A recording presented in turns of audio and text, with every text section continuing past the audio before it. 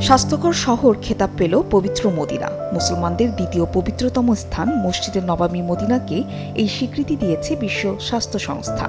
শহরটি ৮০ পয়েন্ট পেয়ে এই স্বীকৃতি অর্জন করেছে।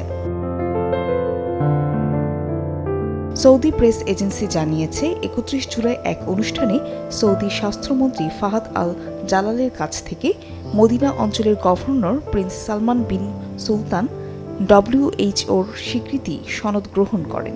এ সময় যুবরাজ সালমান জানান, মদিনার এই স্বীকৃতি নগর কেন্দ্রগুলোতে দেশের জনগণের জীবনযাত্রার মান উন্নয়নে নেতৃত্বের নিষ্ঠার উদাহরণ।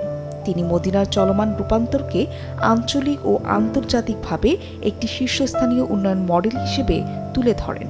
এটি সৌদির ভিশন ২০৩০ লক্ষ্যের অংশ। WHO-র অনুমোদন পেতে হলে একজন প্রতিযোগীকে ৮০টি মানদণ্ড পূরণ করতে হবে।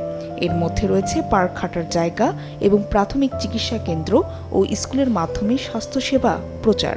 সব কয়টি পূরণ করেছে মদিনার যুবরাজ।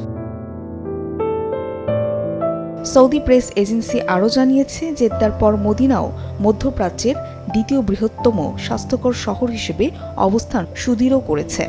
WHO সৌদি আরবের আরও ১৪টি শহরকে স্বাস্থ্যকর স্বীকৃতি দিয়েছে। এর মধ্যে রয়েছে তায়েফ, তাবুক, আদ-দিরিয়া, উনাইজা, জালাজেল, আল মান্দাক, আল জুমুম, রিয়াদ আল খুবরা এবং শরুরা। Medical post, Dhaka.